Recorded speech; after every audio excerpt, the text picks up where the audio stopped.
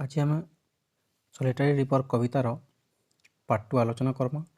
लिखिछन William Wordsworth. से होचन कवितार कवि जहाँकर विषय आम पार्ट 1 रे डिस्कसन कर सारी। Will no one tell me what she sings? Perhaps the plaintive numbers flow for old unhappy far off things and battles long ago. Fast आम meaning जानी पकामा। परहाप्स मान बोध हुए, प्लेंटिव नंबर्स मीन्स हो दुखर गीत बा दुखर संगीत, ओल्ड माने पुराणा, अनहैप्पी माने दुख, फार ऑफ थिंग्स दूरर जिनिस बा अतीतर घटना के कहुच्छे, बैटल्स माने युद्ध। कवि इन रेखांकित करछन और से कहबार के काण चाहूछन will no one tell me what she sings. से पहाड़ी झील के काँ बोली लिखिछन से कवि हाईलैंड लैस बोली लिखिछन, हाईलैंड लास। तो से पहाड़ी कन्या बा पहाड़ी झील जेन गीतटा गाऊे तार शस्य क्षेत्र में तार फसल काटबार संगे संगे, तो सेटा केन किस्म गीत है, केन विषय उपर आधारित है, सेटा केही मते कहि न पारन बोली कहछन कि कवि विलियम वर्ड्सवर्थ। सेटा काण हेइ पारे बोली कहछन perhaps the plaintive numbers flow. दुखर संगीत हेइ पारे बोधे सेटा। Old unhappy far off things सेटा पुराणा दुखर अतीतर घटना हेइ पारे बोली कहछन।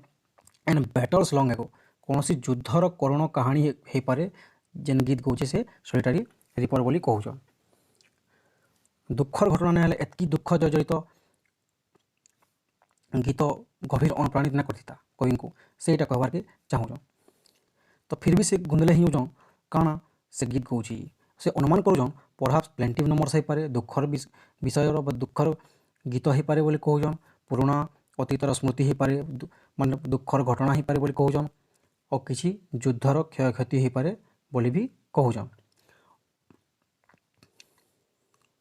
Or it is some more humbly familiar matters of today, some natural sorrow, loss or pain that has been and may be again. Humbly means होचे ऑर्डिनरी सॉन्ग, साधारण गीत। इटा साधारण गीत ही पारे भी कहूछन। फैमिलियर चिरपरिचित घटना, फैमिलियर मैटर मीन्स चिरपरिचित घटना ही पारे भी कहूछन।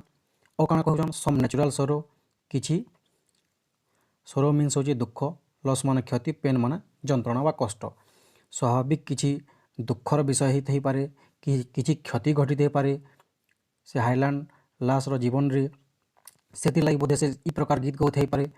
पेन किछि जंत्रणा थे पारे, तार मने किछि कष्ट अनुभव करिथे पारे अतीतर घटना के नेकरी। जेतकी भी ई सबु जिनिस एज्यूम करछन कवि, अनुमान करछन ई जिनिस माने हेइ पारे बोली, बा जेतकी घटी जे that has been and may be again, जेनटा घटी जे और आगे जेनटा हेबा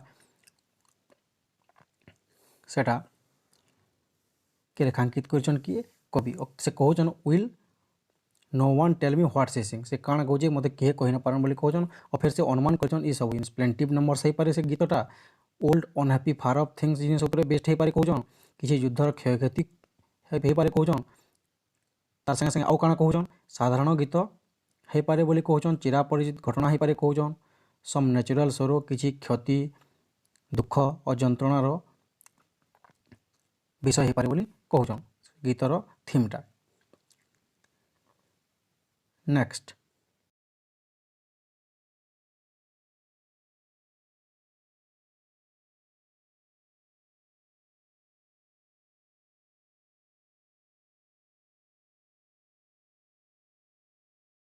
whatever the theme, the maiden sang as if her song could have no ending.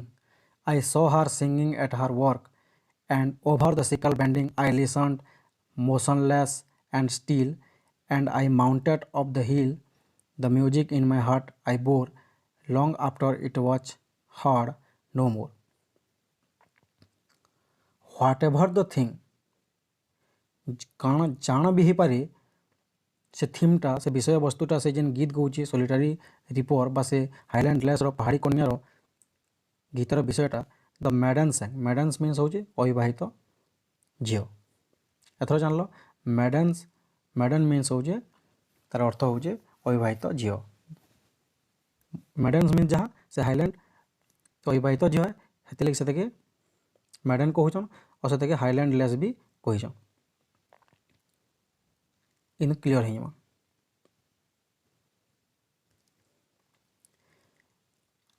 Whatever the theme, the maiden sang as if her song could have no end, जेन भी से गीत Cauchy से सॉन्गर बा से गीतर कौन सी शेष सीमा नान एंडिंग नान तार शेष नान बोली कवि रेखांकित कर कहून I saw her singing at her work मुझे देखली से झीलटा निजर शस्य क्षेत्र में फसल काटुबार संगे संगे से गीत भी गाँची and over the sickle bending जिते दा के सिकल मान हूँ इनु दा बेंडिंग मान हूँ नई जावाटा टी झुकी जावाटा तो जिते से तार शस्य क्षेत्र में तार फसल के दौची बा काटुची टी बेंड हो कवि रास्तार जाऊन से स्कटलैंड पहाड़िया अंचल में अटकी कर सब जिन देखीछन और शुणीछन आई लिसन्ड कवि काଣା कहून फेर आगे काଣା लिखीछन आई लिसन्ड मु शुणिली लिसन मीन्स हो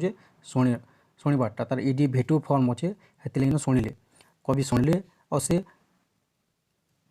काଣା हेले देखमा motionless and still motion means हो खाली मोशन मीन्स हो गति